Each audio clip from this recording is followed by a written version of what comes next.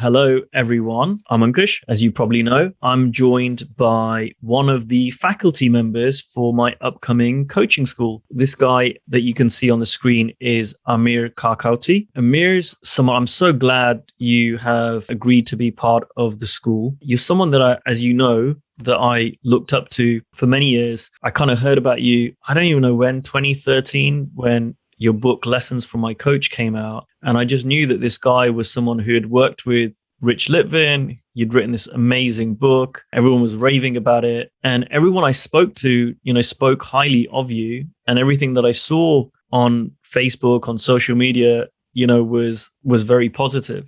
But what I also love is over the years, we've developed a friendship, we've become colleagues, and you don't take things too seriously.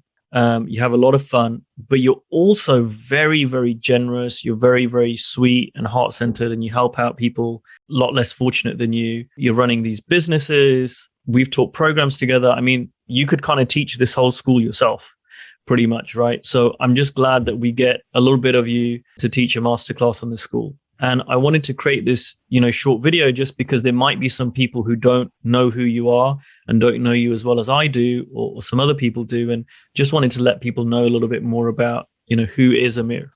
Wow. What a kind intro. It's so funny because normally before the recording, you beat me up and make my self-esteem go down. And in the minute the recording comes on, you're so sweet and kind, and I really appreciate it. I like Ankush when he's recording things. He's a lot kinder. That I've got. Yeah, it's a skill. Yeah, it's like the minute that red light turns on, you know what to do. With that being said, I really, really appreciate it. And you're right. I didn't think that throughout the years we would get as close as we have. It's funny because we both have wives now. We have kids, and we get to talk about all that stuff, right? Like coaching embodies all that. When you're a coach, it bleeds through your family. It infuses your life. So, when you have clients and when you try to separate that with family life, it gets a little tricky. So it's kind of cool to have somebody like you where we can get on the phone and kind of take a breath and be like, here's what's going on in our lives. Because lo and behold, a lot of people may or may not know, coaches have ordinary lives just like everybody else. And that's something that I really appreciate having you by my side with that. Thank you. I think you've really demonstrated something right there, Amir, before we go more into the kind of formal kind of bio, whatever. But, one, you're funny, even though I'm not laughing at your jokes. You are funny. And two, but you're really honest and real, right? And there's this word authenticity that's kind of thrown around in the kind of coaching circles and coaching world. I mean, it's overused. But with you, it's very much kind of what you see is what you get. And for those people who don't know you, I mean, you've been prolific in creating coaching communities on social media. You have huge numbers of followers. And for someone who kind of does coaching almost as a side, your main business isn't coaching. You run restaurants, and you have this huge following, but that doesn't come, certainly I feel, doesn't come from you've got a great strategy or a great technique, right, or something like it's you, and you just so put it out there, which is scary to a lot of coaches. Yeah. Right? Yeah. And I like what you're saying. And it's funny because originally when I wanted to coach, when I did all my writings on social media and in my blogs and things like that, it was mainly for me to get my ideas out. So I was not afraid of sharing anything in that particular manner because I wasn't doing it for an audience. It was literally my world in written form or in verbal form via videos. And by accident, I realized people really like when people are themselves. It wasn't something that I thought you should do or something that you need to do. I didn't know any other way. I just thought, here's what I'm going to do. It's going to be a public diary.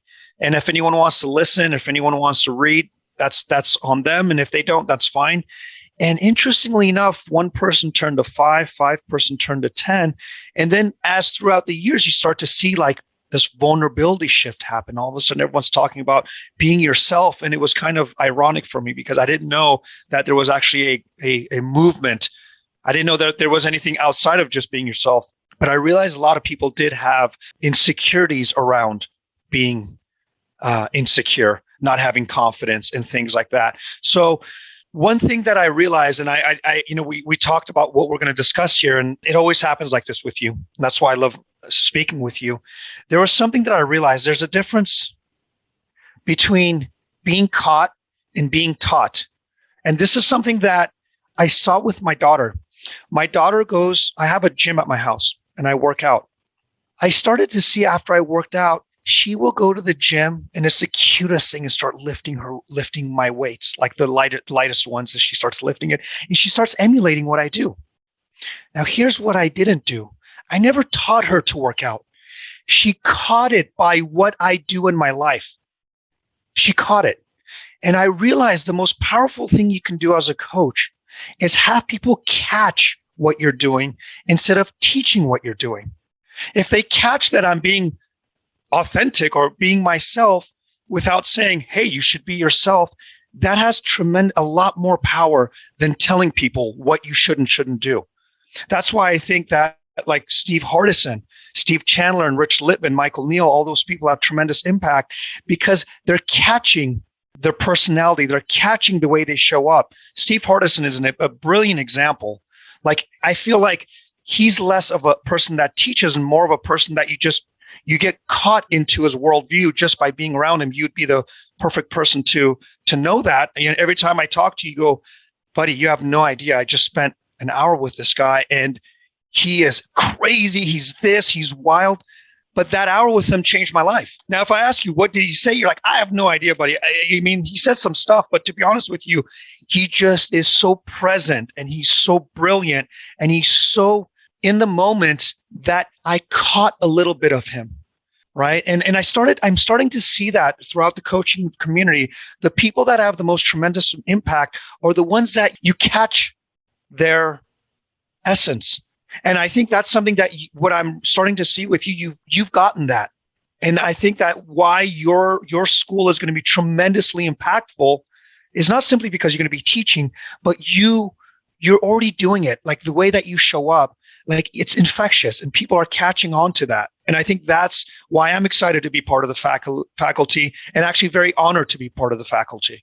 Thank you so much, Amir. I really, really appreciate you saying that. And this is why I love having you on any program I run. I mean, we've run programs together, but you've been a guest on programs because I know we'll have an idea about what we want you to cover. And then what you do is you do that and then you bring like this amazing stuff on top of that. And we knew that would happen today. And, that's an example of it. That distinction between catching and teaching is beautiful. And I wanted to ask you, like, you're not doing any of this stuff. You wrote a post recently on your own Facebook group, which I know you got thousands of members in there. You said, hey, listen, I'm going to do one thing. And I didn't ask you to do this. I didn't know you were going to do it.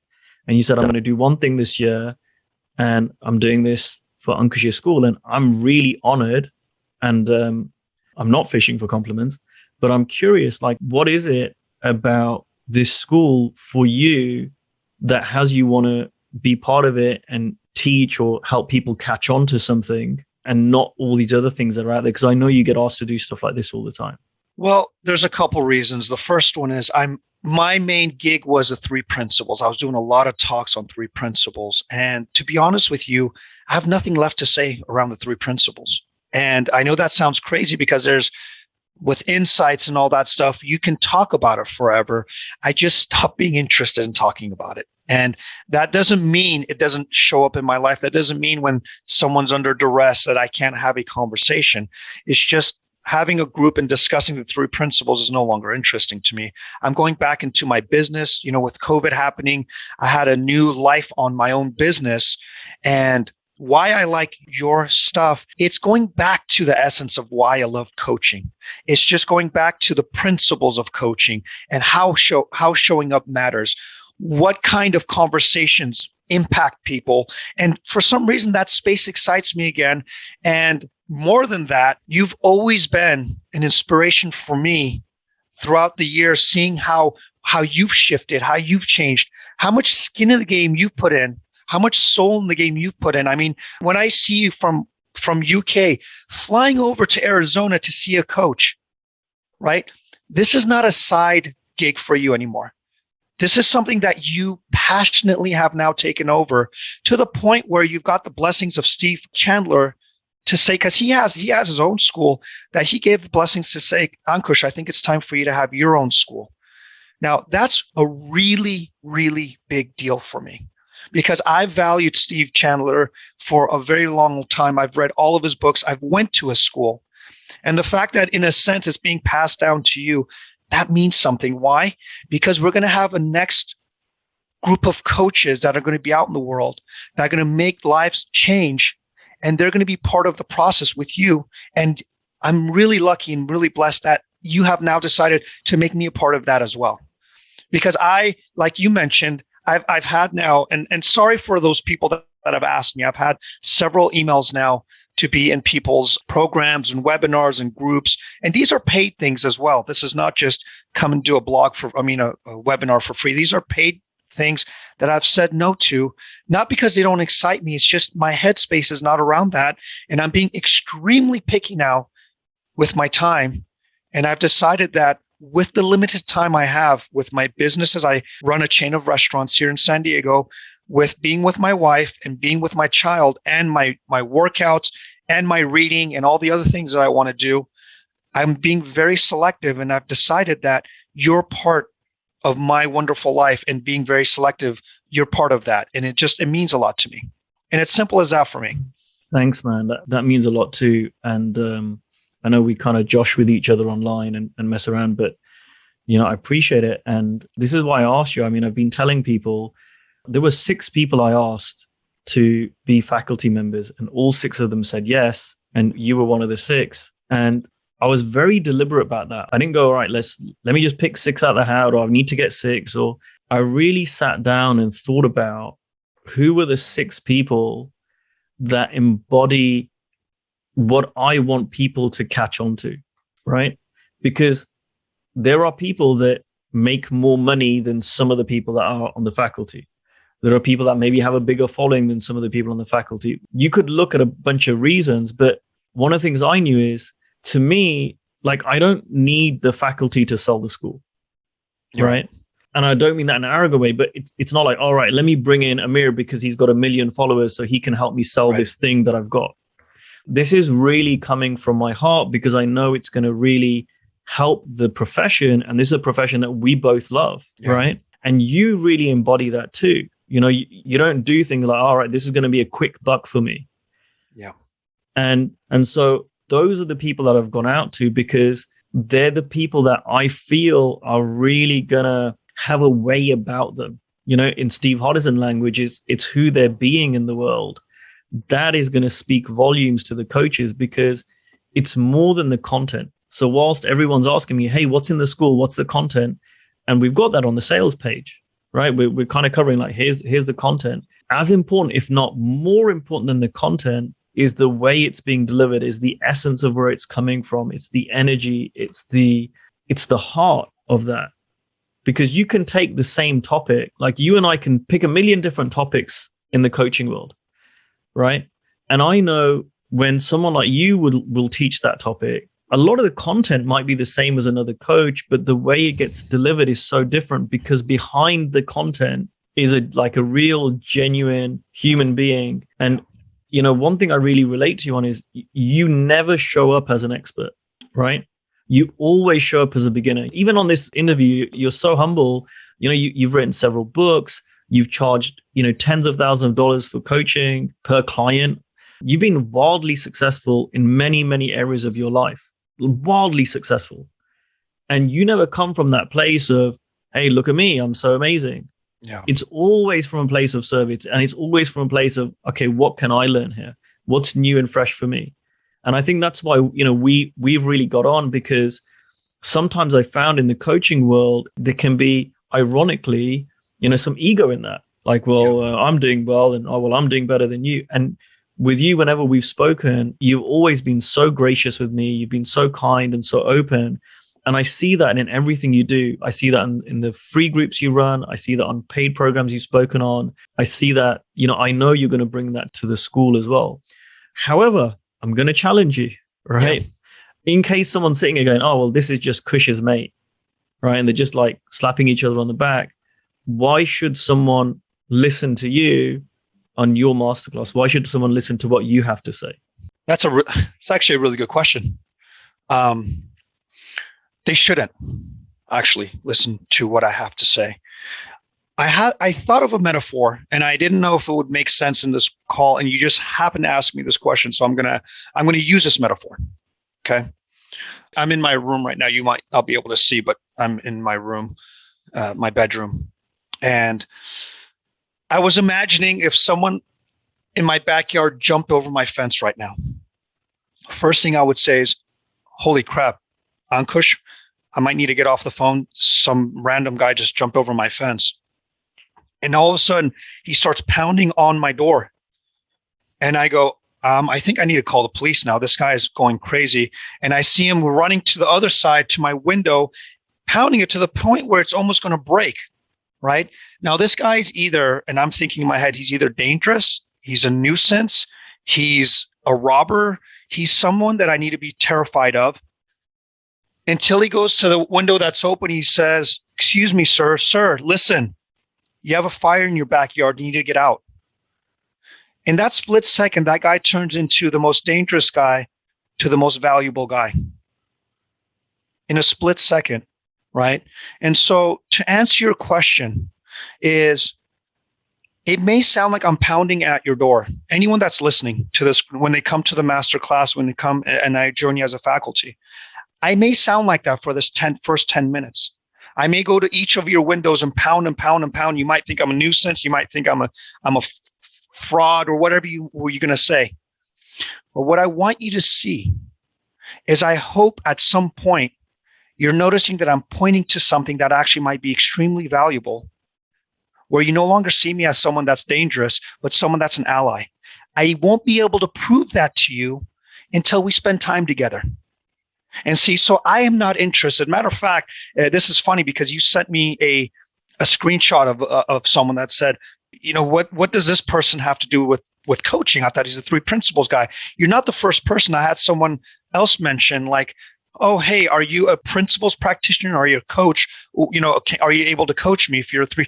And I'm realizing something is that people have already decided who they want to see me as, right? And if you're going to do that, you may be missing a lot of things, right? I'm not a coach. When I'm home, I'm a father, I'm a husband, and when I'm at work, I'm a serial entrepreneur. I have been. But if you looked at me 10 years ago, I was a person that was in debt for $1.3 million. Now, my question to you and everyone that's listening here, which one is the real Amir? It's all of them. And all the pain, the struggles, the successes, the failures is where I'm at today in this moment. And from something that I'm going to discuss, my only thing that I'm hoping for the person on the other side that's listening is that you connect to one of those points and you see something for yourself in my pains and my struggles and my successes that catapults your coaching. That's not going to be by what I've been taught from Steve, what I've been taught with Rich. It's with the things I did with the teachings of my life, which means the hook's going to be on the people listening, because I can talk for an hour, and if you don't do the work, it's going to be pointless. I can tell you all my credentials, but if those credentials don't get you to catch on to something, not my teachings, but if it doesn't get you to caught onto something, then my time with you is not going to be valuable. So forget about everyone in here. Like, this is not just on coaching. Like I said, if I was the best swim coach in the world and I had all the credentials in the back, but you never decided to jump in the water, it doesn't matter what I teach. You can sit here and go, "Well, I didn't go in the water because Amir, I didn't believe Amir was a good coach." You can say whatever you want, but I'll tell you what.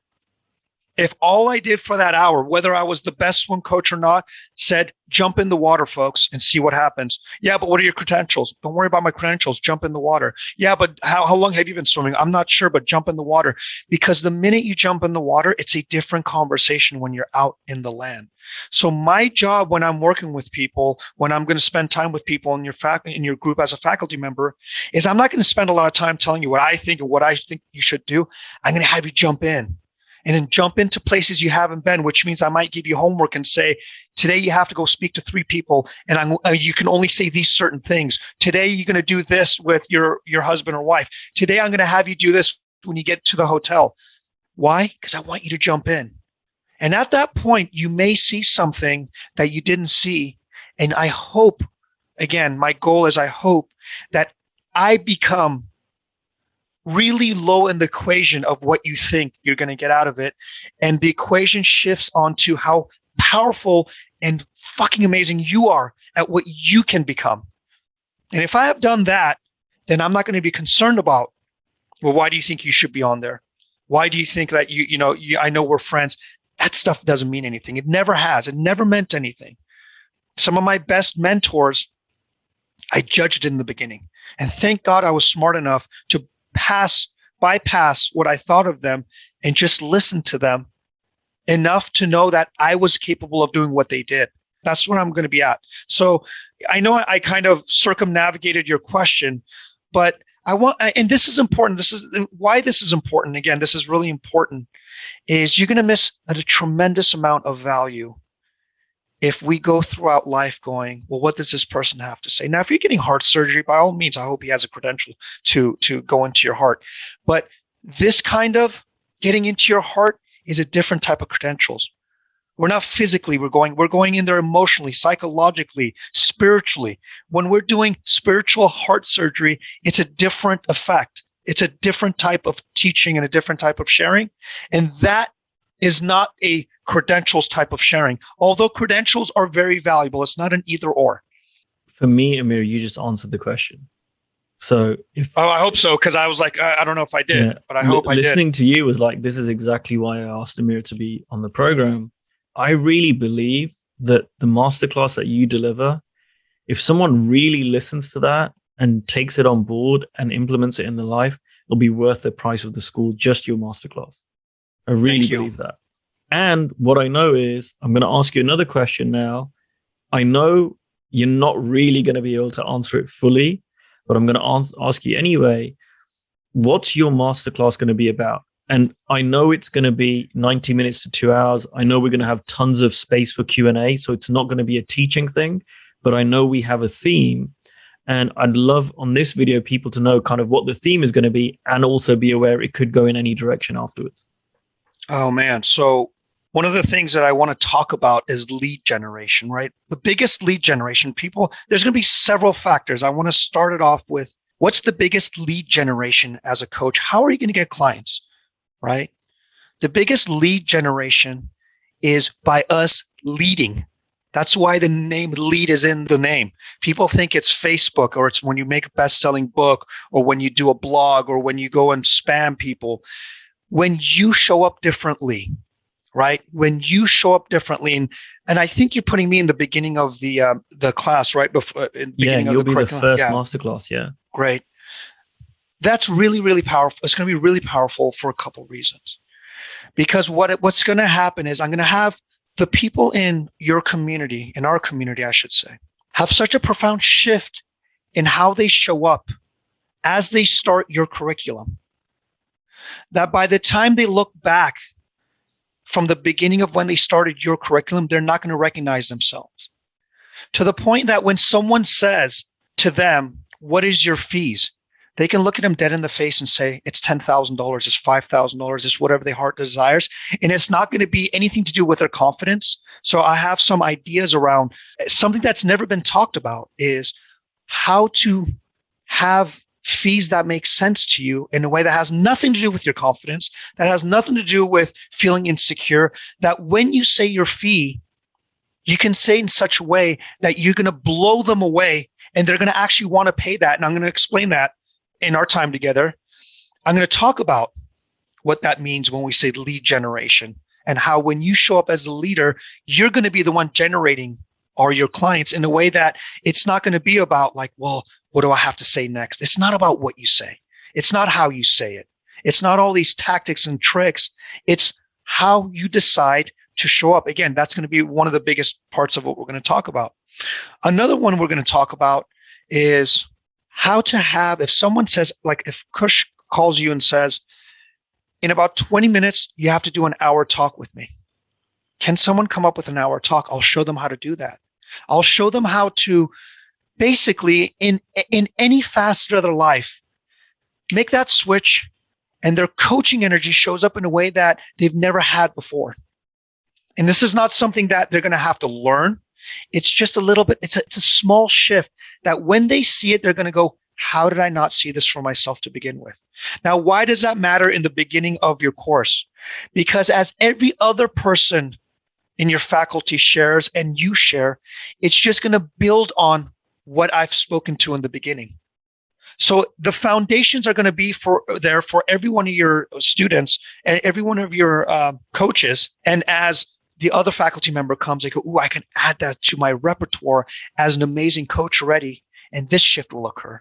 And then Kush is going to have his conversation and they're going to say, oh, I'm going to add this. So all I'm going to do is have building blocks of how to show up, what it looks like to start this coaching journey, even if you've been doing it for a long time, from a clean slate, from a new perspective, that as you go on this journey, you just build stronger bonds to who you are and how you coach, where you're going to be unbreakable, untouchable. So when someone talks, like, you know how people say, man, that Hardison guy, it's no longer going to be just that Hardison guy. It's going to be that James guy, that Nancy guy, that this guy, that when they end up talking to that person, by the time they leave, I promise you they're going to be nonstop talking about the people in your group. And I'm promising you that. Yeah, I know when you say that, knowing you for as long as I have, that's not just empty words. I know you really mean that. I know that's what you're going to deliver. Amir, we could talk for the next 2 hours. I know we can, but we wanted to keep this 20 to 30 minutes to give people a bit more of an insight in terms of who you are and why you're part of the faculty and what you're going to do. I think we've done that today. Thank you so much for putting some time out to do this. I'm so excited to have you on the school. I know I'm going to learn a lot from it, and I'm just very excited for it, buddy. Yeah, thank you so much for having me. Honestly, it's been an honor. I'm really looking forward to all the people that are going to be in your program, and I'm just as excited. My goal, hopefully, at this point, I know you're going to be doing this hopefully for a very long time, that I see many of you guys in person. That's my next goal. But in the meantime, much love through Zoom, and I'm looking forward to seeing everybody soon. All right. Thanks, Amir. Take care.